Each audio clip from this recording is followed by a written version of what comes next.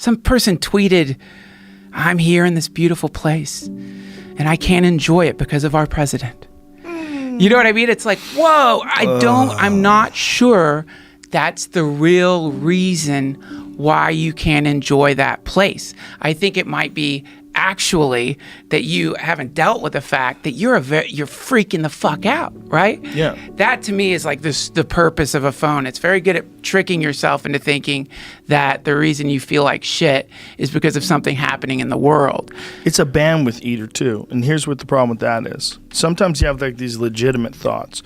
And when you have these legitimate thoughts, meaning like something you're working on, something you're like, whether it's an idea you're trying to do on stage or something else, another project that you're doing, these things, they require your bandwidth, right? And when you're always looking at your phone, it chips away percentages of your bandwidth. 10 here, 5 there, 20 there, 7 there. And you don't think about it because, nope, I'm still concentrating on the project. I'm still on the project.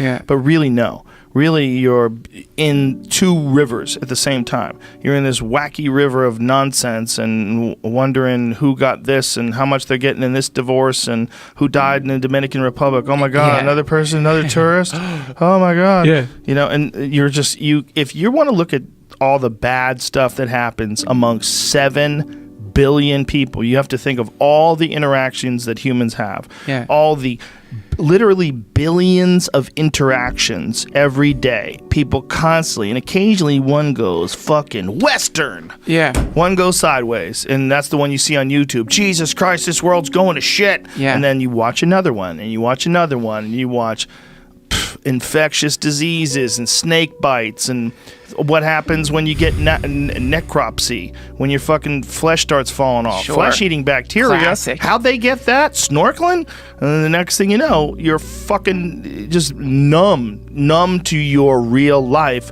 because you're taking in data from everywhere. Yeah, that's it. Fuck, man. And it's like, then that gets inside of you, and now you're just a turbulent, have a turbulent self that has digested a version of the world that's only half true. And so because of that, you're going to be half a person because you're not looking into like your own, whatever the fuck you are. You ever have a friend go crazy on you?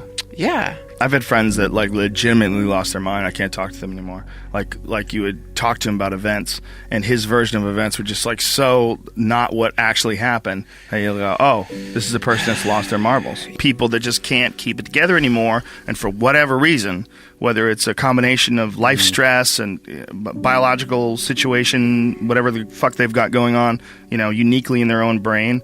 But some people just all of a sudden not there anymore, not keeping it together.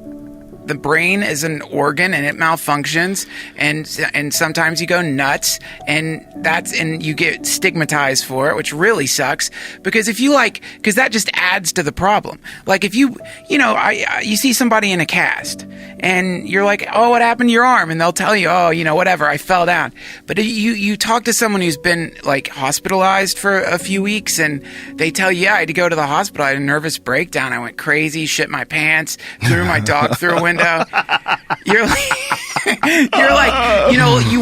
you want to be compassionate, but there's some part of you that's like, oh, now this is a crazy person. It's like, it's just something happened. The operating system temporarily crashed. And quite often, I think that could be a very good thing. I think that having your personality or your ego or crash can often mean that you were trying to be somebody that you aren't. And some people invest so much energy in self-defining. They just want to be something, they since they were a kid, their mother was telling them you should be like this, and then they try to be like this, and they hold up this thing. They're always working to hold up this giant tail feather, and their arms start shaking, and then they can't hold it up, and that's when they have like anger outbursts, or suddenly like their friends are like, you turned into someone that I've never met. I don't even know who that is. It's like, no, you met them. You met underneath the tail feather, the seething sea of anger and disappointment and sadness.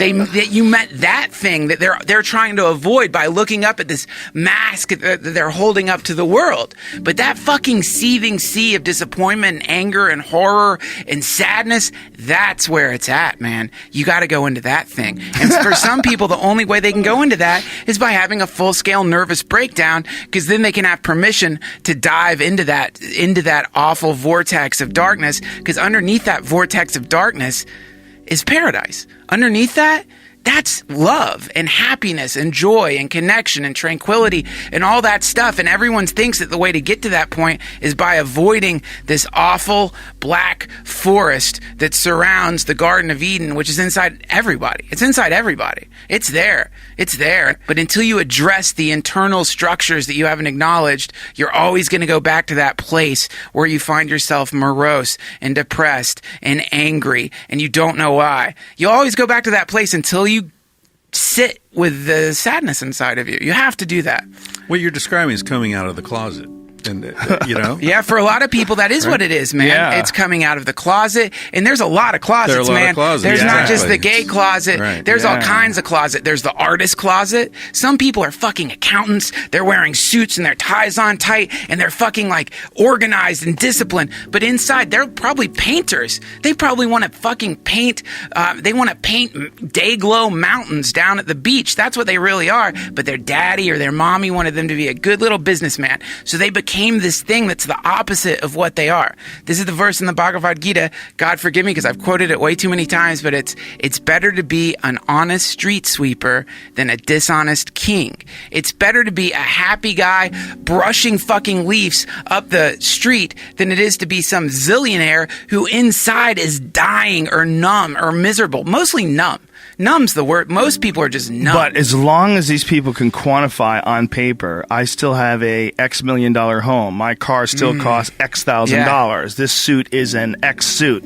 I am still ahead. I am not going to abandon all these things. as long as they don't see through the bullshit Well, of the game they think they're winning. They have to fall. Right. Yeah, it's almost like you have to fall to really. That's what you got to appreciate, those moments when it all falls apart on you, because that means you've got an opportunity to try it again. Let's take a new, fresh perspective. And it's a beautiful idea, which is that heartbreak is actually your ego cracking. And the moment that cracks, you're in the experience of truth. And when you're in the experience of truth, that's when you can really become who you are. But to get to who you are, it's like when a bone heals the wrong way. Like, that's what a lot of people's entire personality is. It's like a bone that grew the wrong way, and that needs a fucking a snap, a crack, and you get that through you need that initial fucking thing, and It's a beautiful analogy. and it hurts. It hurts, but we're pain avoiding creatures, so we think so we're always running away from this pain. But the problem is, as we're running away from pain, we're still exactly in pain. It's basically like being on fire and running away from water. You're just running away from the water because I don't know, that's a stupid analogy actually. No, you were doing great up until that, though. Yeah. Sink into what you are right now. Just be that thing. Stop resisting. Exactly where you are right now is perfect.